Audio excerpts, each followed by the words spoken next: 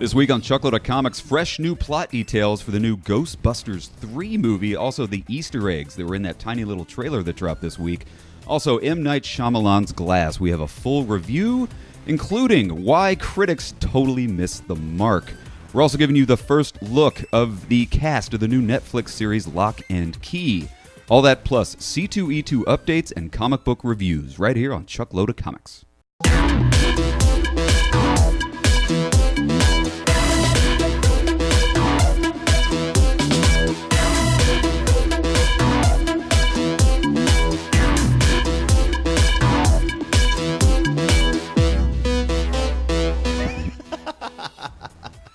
Hey guys, welcome to Chuckload of Comics on a beautiful sunny day here in the city of Chicago. He's wrong. No, we're buried under like 10 inches of snow. Ralph, thanks for fighting the elements and coming out to the Chuckload of Comics studio and joining us today. Thanks, man. I just got my Tauntaun out of the shop. It's free. It's tauntaun toe cold out there. Right. It's like 10 degrees. We've got a massive, massive show for you guys. Just take a look at that sidebar. We're going to cover all the nerdy news that happened this week. Before we do, I was sitting in the bath today, and I had what alcoholics refer to as a moment of clarity. Really? Yes, I realized that you can't always trust critic reviews when it comes to movies about comic books. We saw the movie Glass. Mm-hmm. We saw Shyamalan's Glass, and we're going to get into our full review a little bit later on in the show, but let me just tell you guys, it's awesome. It was great. Critics suck. Really, really dug Glass. Stick around for our full review later on in the show. Did they wear capes? Oh, we'll talk about it later. Yeah. We'll get into that at about the 15-minute mark, I think. Before we get into our nerd news of the week, guys, just a reminder, Chuckload of Comics is brought to you every week by the guys at Cold War Games, Arts, and Entertainment. We've been talking for the past few weeks about Cold War and their new game, Fight Your Friends. This game comes out in February, guys, on Kickstarter. You got to get your hands on it. What it is, I mean, basically the whole point of this game is to introduce new comic book readers into different characters that exist in the indie comic book world. What a cool idea. Every card is going to feature a character from an indie comic book. So if you're not familiar with indie books and the characters that reside in the indie comic book world, check out Fight Your Friends. It's they're taking you to school on indie comic book characters. Every single week, the game drops in February. We talked to the guys at Fight Your Friends. We're going to roll out and show you some of these cards. We're going to do an unveiling, a premiere of some of the cool, amazing cards that are going to be in this game. Ooh. The very first one, this card is from a book called Scorch. Sweet. The book is written and illustrated by Ashley Witter. What? We've talked a lot about Ashley Witter. Just look at this character. This is the most adorable comic book character I've ever seen. Scorch is the story of a demon living an immortal life as a young teen in suburban America. Just the most adorable little comic book character. Are they just cards like like Yu-Gi-Oh cards or like Pokemon cards or what kind of cards? They're just like little cards. It's the they're card all game. Gonna be part of the game. It's a card game. You can play it with just two people. It's like a 10-minute card game. So it's a quick, fast-paced game. It comes out in February. We're going to give you a lot more details. Every single week, we're going to be showing you guys a new cards to kind of amp up excitement level for the Fight Your Friends game. What a cool idea. And I think it's funny that Scorch is so cute being a demon and all. Scorch is adorable. Is Scorch like a little, I don't know. Yeah. Just a little demon girl. Yep. Oh, okay. Who lives an immortal life as a teenage girl in suburban America. Sweet. All right. So guys, find out more in February when the Kickstarter launches and the game rolls out. Fight Your Friends from Cold War Games. So exciting! We're going to give you our comic book picks of the week, but before we do, let's go ahead and break down this week's nerd news.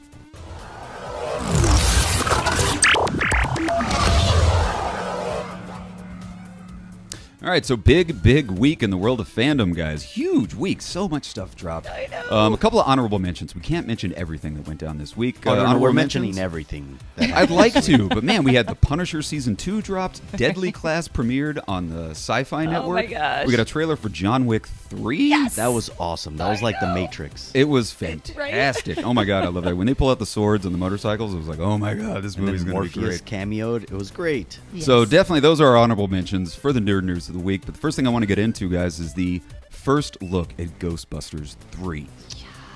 Ghostbusters 3, a 1-minute trailer. Ralph, you saw the trailer. I don't know if you were necessarily blown away by it when it dropped. No, I mean, it was definitely fun to see it again, like the old the old ambulance. Yes, Ecto-1. Yeah, and then how you said like you hear the proton pack kick in.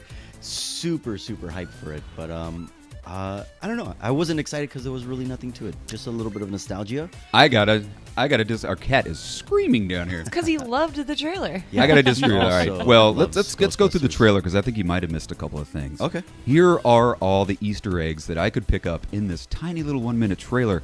So the trailer starts out. It's dark. It's nighttime, and there's this barn. First thing you notice is the cloud, the looming storm that's going on over this barn. I mean, if you're fans of Ghostbusters, you know clouds and storms Equal bad usually things. mean that there's going to be some supernatural stuff, just like the big storm over Dana Barrett's apartment Oh yeah, with that the ushered Keymaster the and entering of gatekeeper. Zool. Yep. So you know something's going on whenever you see a storm, and so the camera pushes in, and the music kicks in. The very first thing you kind of notice audibly is this soundtrack, this score. It's the same score from the library scene at the beginning of Ghostbusters 1, when they're walking through the library and there's that creepy music that kicks in as the camera starts pushing in. So as the camera's pushing in, your focus is on this barn, but if you look off to the right-hand side, there's this fence that is just dripping with ectoplasm. So cool. Gross. There's ectoplasm. Yeah, somebody blew your nose and you want to keep it. So you got ectoplasm dripping off this fence, and then the camera keeps pushing in.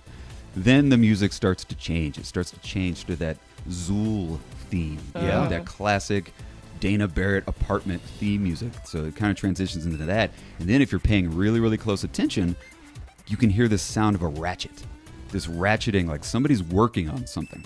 What are they working on, Chuck? As the music's going on, well, then the camera pushes in even further, and you can see the tarp with something underneath the tarp. So you can tell by the thumbnail of the trailer that they're going to see Ecto-1. But if you pay close attention to the left-hand side, It's actually the DeLorean, and they have to put it. that would be under the sick. canvas. Unfortunately, no. If you pay attention to the left-hand side of your screen, to go along with the ratcheting sound, you can see someone's working on something on a workbench over the left-hand side. You see this flash of proton pack lightning. So someone is off camera building a new proton pack. They're building something from scratch. So the camera keeps on pushing, and then the tarp lifts off of the car, and it's the original Ecto-1. You see the original yellow license plate. Right. As You opposed to remember. the New York license plate. Exactly. In Ghostbusters 2, the license plate of the car was actually the Statue of Liberty license plate. This is the original yellow license plate Ecto-1. That was really dope. And then you realize the license plates are expired, and they have to pay back fees. That's going to be the big Super twist ending, yeah. And then, of course, the camera goes dark. It says summer 2020, and you hear the proton pack fire up. And you then see it, sits too, on the 2020. and you see the light, Yep, you see yep. the lightning and stuff, and then the proton pack shuts down. So it's like someone is building a new proton pack. Ralph, did that up your excitement level for the trailer at all? A little bit. I feel like the DeLorean was in there. Could be a little Rick and Morty cameo. I don't know. I'm very excited. Well, if you're excited about it, let's bring your excitement level down Yeah. now. The guys over at WeGotYouCovered.com, they got some plot details, and they're not all good. Wah, wah, wah. So they said the Ghostbusters, it's going to be a very kid-centric kind of movie. Okay. The main characters of the movie are going to be a 12-year-old kid, two 12-year-old kids. They said the Ghostbusters themselves are going to be teenagers.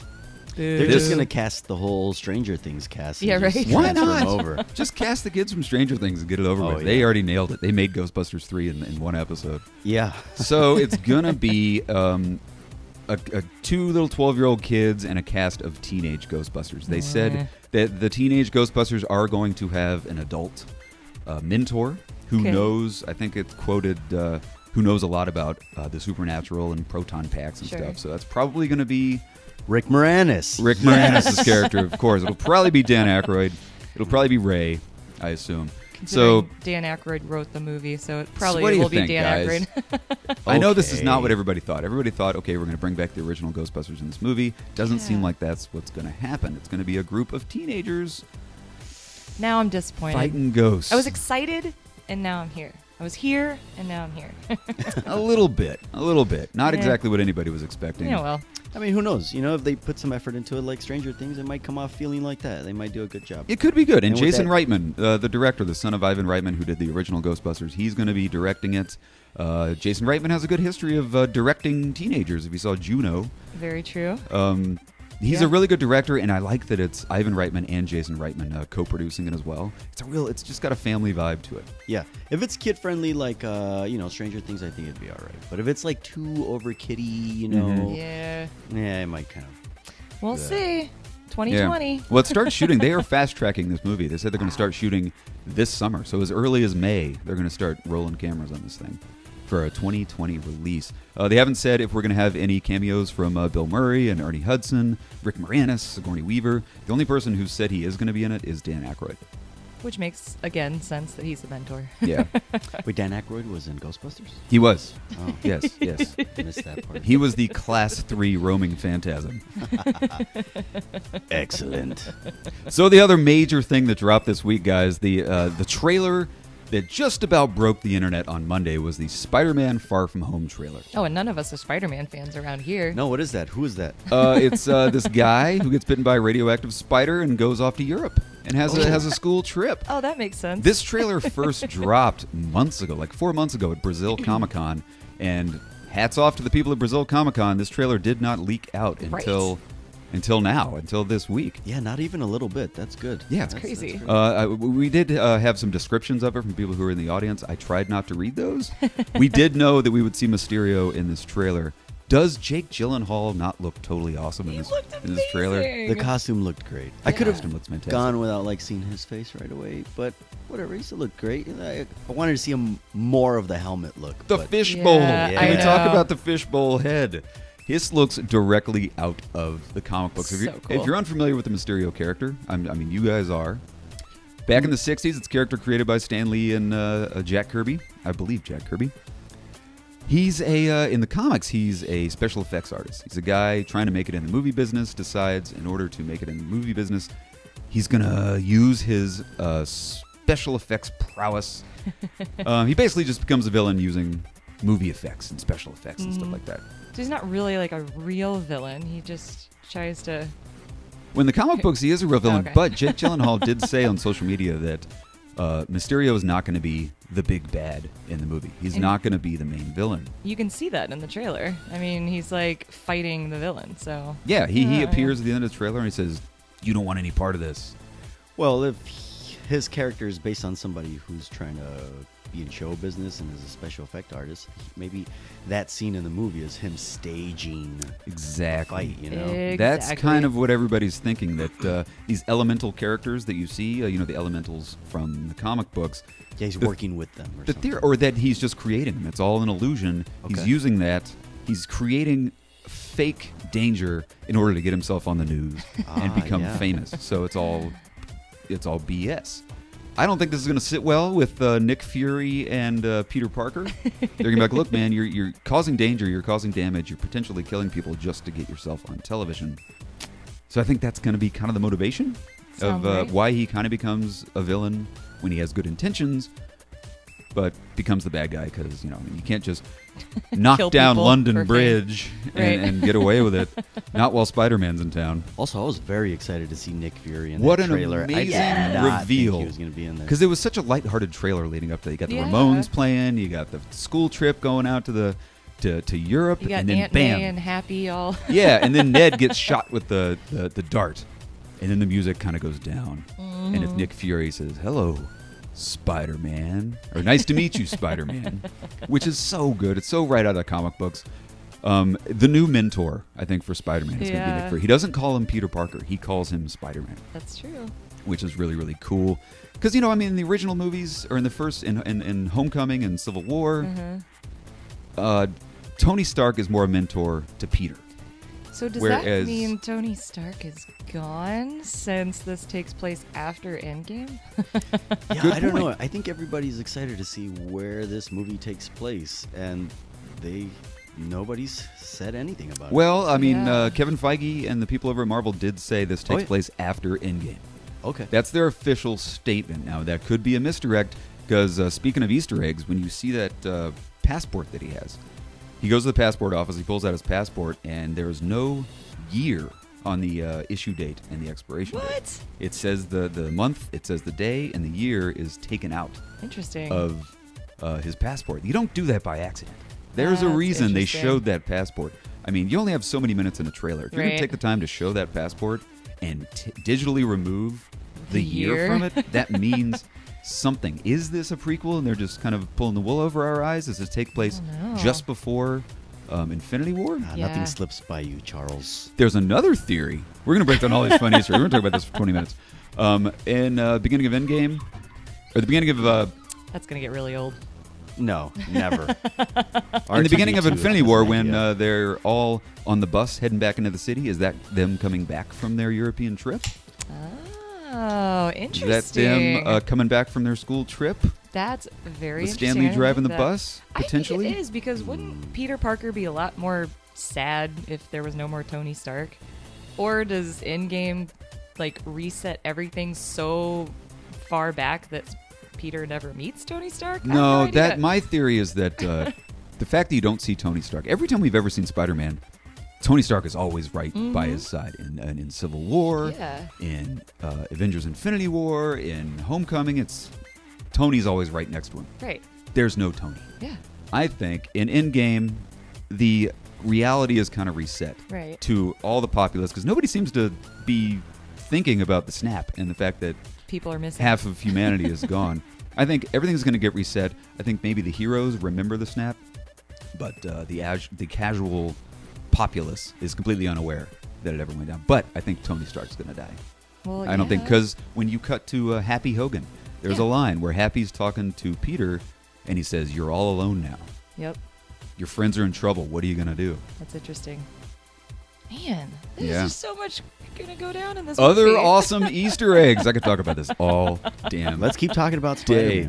Spider-Man. There's a shot where Ned is on a boat. They're in Venice, and this little boat goes by behind him. Written on the canopy of the boat is ASM 212. And what does that mean? What Chuck? does ASM 212 mean? If you look up Amazing Spider-Man issue 212, it is the first appearance. What you doing over there, Ralph? Oh, wait. I thought we were talking about Spider-Man still. I Oh. had to switch into my Spider-Man sweatshirt. Hey, Miles. Oh, wait. Sorry. Amazing Spider-Man 212, the first appearance of Hydro Man. What a neat little Easter egg they just That's threw so in there. cool, because obviously we see Hydro Man in We the think trailer. it's Hydro Man. It Yeah. could, instead of being Hydro Man, we talked. It could be Hydron, who is one of the elementals. Ah, Fun little Easter egg That's because so everybody cool. thought it was Hydro Man. yeah. That Yeah. was cool. We talked about the passport a little bit. Yeah. I Did thought you he showed a notice? little- oh, I'm sorry. Go ahead. Did you notice the suitcase at the very beginning of the trailer when he's packing his bag? He closes the suitcase, and it's Uncle Ben's suitcase. No. BP Ben Parker. Tear, a little bit of a teardrop. Yeah, and Right. he's wearing his uncle's clothes. And He's got his uncle's socks. Oh, totally. Yeah. He didn't pack his suit. Yeah. But if you watch the European cut of the trailer, Aunt May puts the suit in the suitcase. Aunt May says, "Hey, interesting. you might need this," and packs his suit I was wondering for how him. he got it. I thought maybe Nick Fury brought it for him. No, or watch something. the European trailer. It's pretty much the same cut. But there's a couple extra scenes in there. One of them is Aunt May putting Why the wish suit you in. didn't tell me that, Charles. I'd like to Sorry, believe- man.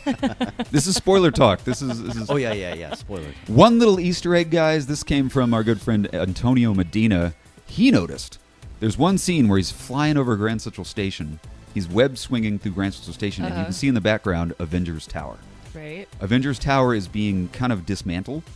It's sort of being taken apart, and it looks like there's another building being built around Avengers Tower. It's a very square building. Sure. Looks just like the Baxter building. Oh, snap. What if they're building the Baxter building around Avengers Tower like a great big concrete condom? And be the Fantastic fantastic. Four are moving That would be in to New York fantastic. City. Oh my gosh. That I would think be so you think cool. there's going to be some nods to the Fantastic Four in this movie. I think there will Is there a be. chance? That might be the only nod until they know, until the ink is dry. I mean, that might This be the only is nod we this get. is the first movie of Phase 4 of the MCU. What a Yeah. great! Even if they just pan by and it says "future site of Baxter Building," that's all I need. Or construction by Baxter, or like who knows? That would be- Yeah. that'd be Ooh. Very exciting stuff, We're guys. So excited. Let us know what you think about the Spider-Man Far From Home trailer, and did it blow your mind? Moving on, guys, our last little piece of nerd news for the week. Big shout out to Jennifer Writing. Right? Jennifer hit us up on YouTube and reminded me that Lock and Key is coming on Netflix. We talked about this about a year ago. If you haven't read the comic book Lock and Key by Joe Hill, fantastic comic book. It's going to be a Netflix series, Oh, and we so have the first look at the Locke family. They've cast from the show Falling Skies. Mm-hmm. Connor Jessup is playing the Tyler Locke character. Sweet. Tyler being the older brother, the father figure to the other Locke children. Is going to be played by Connor Jessup. From the series Brimstone and Utopia, Emilia Jones is going to be playing Kinsey. Sweet. Kinsey Locke, the younger sister, the middle sister. Right? She's the middle sister, right? Yeah. Uh-huh. And the really cool one, guys, from the film It and The Prodigy, Jackson Robert Scott is playing Bodie Locke. Sweet. The youngest. Excellent casting Right? here. You know him, he played Georgie Yeah. in the It Chapter 1 movie. Oh my gosh. Looks Perfect just casting. like Bodhi. It's I incredible. know. Funny little side note: this show was originally going to be on Hulu. Well, first it was going to be on Fox. Yeah. Then it was going to be a trilogy of films. Then it was going to be a Hulu series. Jackson Robert Scott was cast. He's the only one who was cast in the Hulu show who's Really? being carried over to the Netflix show. Oh, interesting. So there Yeah, you go. They actually made a pilot for Fox, right? If you And haven't then- checked out the pilot promo. Yeah. That is on YouTube. If you're a fan of Lock and Key and you haven't Mm-hmm. seen this, go to YouTube, check out promo for Lock and Key on Fox. Yeah. The promo looks dope. It looked great. Some people have seen the actual pilot, and they said it's Really? spectacular. They said it's What absolutely the badass. hell? Why did it never get picked up? I don't know. Well, Silly. Netflix picked it up, man. Yeah. Way to go, Joe Hill. Way to not give up on this project. That's right. He's going to be a showrunner and producer. So cool. Joe Hill, you guys know, we always say this, he's actually the son of Stephen King, an incredibly accomplished horror writer and novelist. Some of his books, Heart-Shaped Box, Nosferatu. The Skeleton Key. Oh my God. Yeah. This guy is an amazing, amazing horror writer. His books are absolutely terrifying. So if you haven't read Lock and Key, you absolutely have to check it out. Agreed. So, Shauna, what else happened this weekend? Did you see any good movies? Oh my gosh, I saw one of the best movies, obviously, of the year. Best movie? First movie that came out this year for me. But Yes, the 2019 movie season kicked off this week with M. Night Shyamalan's Glass. that's right. It's currently sitting at like 33% on Rotten Tomatoes, but 79% from viewers. Yeah. What- Big split, no pun intended, between viewers and critics, which I'm noticing a lot lately. I know, that's happening a ton. Like, it happened with Venom. It happened with... Bohemian Rhapsody. Bohemian Rhapsody. Big Miss... Yeah. What is up with these critics? I thought they were supposed to be in touch with us, the audience, right? No? What did you guys think about Glass? I didn't get a chance to. I went in there with incredibly low expectations based on, the critics' reviews and stuff like that, but I still had really high excitement level. We powered down Unbreakable and Split and then went into Glass. Holy crap, dude. This movie was way better than I was expecting. And my expectations were very low. Yeah, I couldn't agree more. I liked it better than Unbreakable and just as much as Split. Mhm. Maybe even slightly a little better than Split. It I think nah- it's just great. It picks up about a year after the events of Split. Split, the Horde breaks out and he's on the loose. The whole time since Unbreakable, Mr. Glass was sitting in an insane asylum, and you have David Dunn, who is Bruce Willis's character. He's out fighting crime, friendly neighborhood, Cloaked man. cloaked man in a raincoat Right. on a sunny day. So he, with his son, the kid who Yeah. played David Dunn's son in the original Joseph. Unbreakable, Yeah. Joseph is his name. They got the same actor. Now, Awesome. fully, aged. Like Looks, teenage or he no, crushed it. 20-something. His He did. He was great. acting chops are pretty damn good. Up to par. Yeah. It And was it's nice so because, they cool. recast Mr. Glass's mother. Yep. Same actress from Unbreakable. David Dunn's son. Same actor as girl Unbreakable. from Split as well. Like everybody was. Yeah, just the girl from reprised their Split roles. brought her Yeah. back. Oh, I It's gotta really love that cool. continuity. I know. Yeah, was it so really cool. adds a little bit of realism to the film. It was great, but this is not a movie that you can see by itself, like a standalone flick. You have to watch Unbreakable and Completely Split before seeing Agree. this. This movie is made for fans of the trilogy. Which is maybe why critics are shitting on it. I think that's bad. exactly I why don't know, critics but- are not really digging it. Yeah. Because you got to watch the other ones. to watch other movies. Yeah, you do, damn it. Exactly. This one. Those movies build this universe that M. Night Yeah. dreamt up, and it's just such a cool place to be in watching these movies. Like I don't It know. is. It's made for fans of comic books. Yeah. Big time. Tons of pandering in a good way to the comic book audience. Absolutely. Lots of comic book stuff. Let's get into some of the tiny little spoilers and plot details. Yes. If you haven't watched the movie yet, guys, just fast forward like about 2 minutes. We'll get over this quickly. The character of the Doctor, played by Sarah Paulson. Sarah Paulson. Yep. Crushed it. Did an Yeah, amazing job, she Sarah did. Paulson. She did. She's She's got practice from American Horror Story, so Yeah, I don't know how much of the spoilers and the endings that we're gonna. nah, maybe not do the. All right, we ending, but won't let's do- do any spoilers, Ralph, because I know you haven't seen the movie yet. But I don't mind. I mean, but you're ruining it for the interwebs. All right, One of my favorite parts about this movie is that M. Night actually used like unseen footage from Unbreakable and put it into this movie, so you get to Yes. see Oh, that's you get to awesome. see his son and Bruce Willis talking again, and it's the old footage from 20 years ago. They and did that a he- couple of times, It's so where they used cool. cutting room floor footage Yeah. and used them as flashbacks. and it works Wow. seamlessly. It's It works so cool. absolutely seamlessly. It's just Like really there's a neat. shot of the train scene from Unbreakable. Yeah. There's a shot of David Dunn walking in and tucking his son Yeah. into bed. Yeah. Footage you've never seen from Unbreakable, but they reuse it as flashbacks. So Genius cool! move. What a great idea! Like I thought that was amazing. Yeah. All right. That's I a win think you're for gonna M. like it, Night. Ralph, but it think wouldn't be you're the gonna first like time I recommended a movie to you that you maybe didn't really like. X-Men Apocalypse, Oh, yeah. Don't get me started on the Star X-Men Wars Last movies. Jedi. Oh, come on.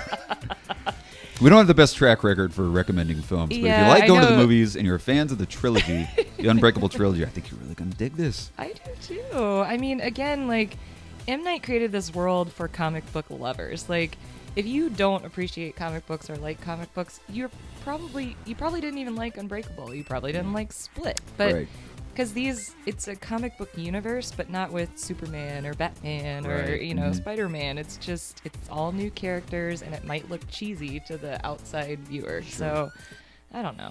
One interesting thing, though, because the movie's called Glass, you would think this would be the story of Mr. Glass, and it's really not. That's true. It's really the story of the Horde, Yep. Kevin, and David Dunn. Speaking it's more of- their characters. Like Mr. Glass is pretty much kind of mute and comatose for the vast majority of the film Right. until like really almost to the third act. The end of the second act is where you get to see how his machinations have been. His wheels have been turning this entire time. He's been faking, sort of being kind of comatose, Right. and then his plan, his master plan, unfolds at right around the end of the second act. So cool. I just absolutely loved it. And hands down to James McAvoy. Another- You get to Does see- he kill it again? Oh, stellar performance. Even more so. Now I don't more want to interrupt so, you. exactly. Like The way you he get to jumps see- from character to character to character to character, because it's crazy. Yeah. And you get to see so many more personalities in this movie too that you Wow. never saw in Split. It was Yeah. so good. and he jumps to him like Uh-huh. constantly. Like in Split, he'd go out of a room, he'd come back as a new personality. He's jumping for personalities right there, Right. on camera. Bam, bam, bam, bam, bam. Oscar award caliber. This movie's not going to get nominated Nope. for an Oscar, but they should. Man, take a look at what McAvoy does as his character. How was the Beast? The Beast was badass. You get to amazing. see a lot more Beast. Yeah. You get to see a lot more of the Beast talking. Yep. And you get to see kind of what the Beast, like Why he exists. why he exists. Mhm. Oh, they dive into why the split personality Yep. kind of happened more, why the Beast exists more. What's the up with Beast's Kevin Wendell goals. Crumb? Oh my God, I It's- loved it, was man. I so really, good. really dug this movie. I know. And you want to like kind of highlight what the plot is a little bit? I mean, I know it's not Sure. super spoiler, but go for It's it. exactly the plot that I thought it was going to be. The movie starts out, obviously, like we said before, the Beast and David Dunn are out. Mhm. So David Dunn is trying to catch the Beast. Meanwhile, Mr. Glass is in the insane asylum. Dunn catches the Horde, the Beast, and they all get caught. Yep. And they all get sent to the same insane asylum where Mr. Glass has been. So now all three of them are in the same psych ward with the same doctor. This doctor specializes in people who think they have superhuman abilities. And so it's her. She has 3 days to treat these 3 guys. Otherwise, they belong to the They system. explode? They explode. Yeah. She's trying to convince them that it's all in their heads. So the whole movie takes place yeah. in the insane asylum. Yeah. Okay. But in a really, really cool way. I mean, the use of colors with all the different characters Yeah. is there. And how they introduce David Dunn's son Joseph is actually David Dunn now owns a security company, and his son works there, but his son is helping him seek out crime and seek out the horde, and it's just really cool. It's really cool. Great cameo from M. Night Shyamalan. I know, right? The Shyamalan cameo is fantastic. You know, he puts himself in all the films. He actually reprises his role from Unbreakable because he meets David Dunn at his security shop and says, "Hey, don't I know you? Didn't you used to work at the football stadium?" He's like, "Yeah, I think I know you." He's like, "Yeah, I used to run with a really bad crowd, so but now I'm on the straight and narrow." That was perfect. So he's reprising his cameo role, which almost never happens in movies. It was really, really cool. Now, the spoiler I'm not going to really give you is the doctor has ulterior motives. Yep. I'll just leave it at that. The Yeah. doctor who's treating all of them has an agenda. She's like a supervillain? Maybe. Maybe. She's a cyborg. Maybe. Maybe. She's from Krypton. Maybe. She's from Spiderman. She's a Skrull. She's a a Skrull, Skrull. There you yes. go. Guys, Knew it. as LeVar Burton used to say, don't take our word for it. Reading Rainbow, Read a anybody? book. So check it out, guys. Let us know what you thought of Glass. We give it 2 thumbs up, without a doubt. I know Smithers from Chumpcast is gonna crap all Maybe over this not 'cause like he's it. just a negative Nancy. So Don't say that. We love Smithers from the Chumpcast. love you guys. So, guys, last little piece of nerd news, guys. Let's do our weekly C2E2 update. Yes. Big, huge, massive announcement from C2E2 this year. David Tennant from Doctor Who. Yes, 2 from doctors. Jessica Jones. We get 2 doctors. 2 Doctor Who doctors are coming Purple to Man? C2E2. The Purple That would be Man. cool. Kilgrave coming to C2E2 March 22nd to the 24th. Chicago's McCormick Place. Get So cool. excited. 2 of the best doctors ever. Yeah. Yeah, this just dropped this week. I think he's showing up 2 days. Sweet. So we got the 10th Doctor and the 11th Doctor? That's right. No, yes, the Yeah, 10th Doctor and 11th 11th. Doctor. I heard Dr. Nick's going to be there, too. Hi, everybody. How's that? I'm working on my impression. Good. That was pretty- everybody. Ah, That's damn it. better. That was way better. Higher. Well, get your tickets for C2E2, guys. Get your 3-day passes. Chuckload of Comics is going to be there all weekend long. We have our booth number. That's right. Chuckload of Comics booth is going to be located at the southern end of Artist Alley. If you're walking down the center aisle of Artist Alley, just keep on walking down to the bottom. You will see the Chuckload of Comics booth in all of its glory. We're going to be conducting interviews from C2E2 from the super booth That's that we're right. building. We got a nice little corner booth, man. I'm really excited about What's C2E2. the number again? 1876, I think. That's right. Are you going to rock the gold jacket again? Yeah. I might rock the sequin jacket. It might be I have to for this one. Yeah. All right, guys. think March so. 22nd through the 24th. C2E2. David Tennant. Get excited. Woo. So let's go ahead and do our comic book picks of the week. Shauna, Sounds good. what an incredible week I for know. indie horror comic books. I was We've just gonna talked say a the lot exact same about thing. these 2 books, Babyteeth and from Jeff Lemire, Gideon Falls. Mm-hmm. Shauna, you want to go first? Sure. So it's been a while since we got a new Babyteeth issue. I mean, Yes. Donnie Cates is obviously busy over at Marvel doing all the Marvel stuff. I mean, every Marvel book on the Right. rack right now. But he, this, it was worth it. It was worth the wait. Babyteeth, like you said, is a horror comic about Sadie, who has the Antichrist child, kind of very Omen-ish. Yeah.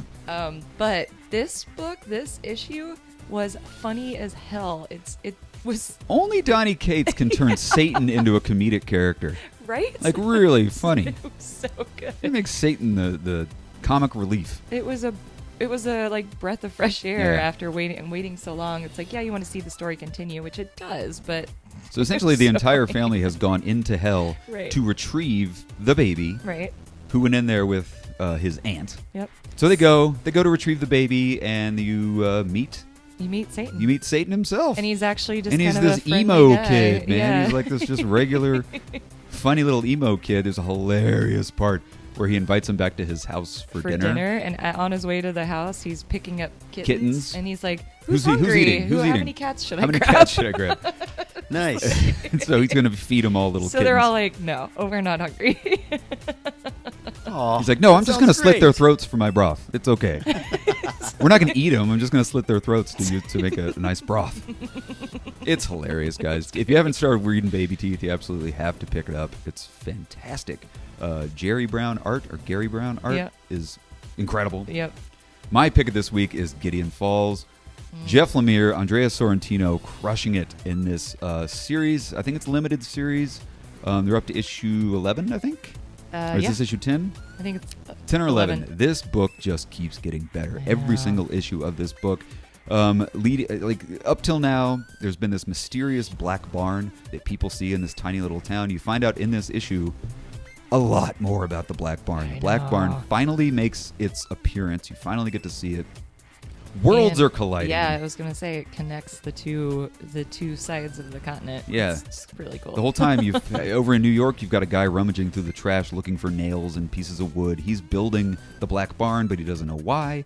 The other side of the country is this priest who moves into this small town where the people of the town have visions of this black barn. It Gideon shows up Falls. every time the black barn appears. Bad stuff starts happening. People start dying. Well, they build the door to the black barn, and each one of these people have a key to it. They use the key at the exact same time. The two towns unite. And oh my And God, then it's it scary ends. as hell. It's creepy. It's so good. Two of my favorite books Absolutely. currently on the rack. Couldn't agree more. Babyteeth and Gideon Falls. That's kind of our show, guys. I'm very Massive week, excited. right? Right? Yeah. Huge. Good reviews. Man, it was crazy. It was crazy. Crazy And week. Great hoodies, Raphael. What? I like your Scarlet Spider hoodie. Thanks. Awesome. Ben Riley, if I'm not mistaken. That's right. Clone of Peter Parker. Parker Peter. Parker Peter. Okay. You remember that bit? Nah, never mind. I don't know. It's been a long morning. Well, guys, thanks a lot for watching. Join us here every single Sunday for comic book talk, movie reviews, everything happening in the world of fandom. Be sure to check out Fight Your Friends. Check out that timing. I timed it out perfectly. Fight Your Friends comes out in February. Join us here every week. We're going to be revealing a new card from Fight Your Friends. These are all the games coming from Cold War games, arts, and entertainment. You would think our laptop is reading your mind. I know. I've got this down.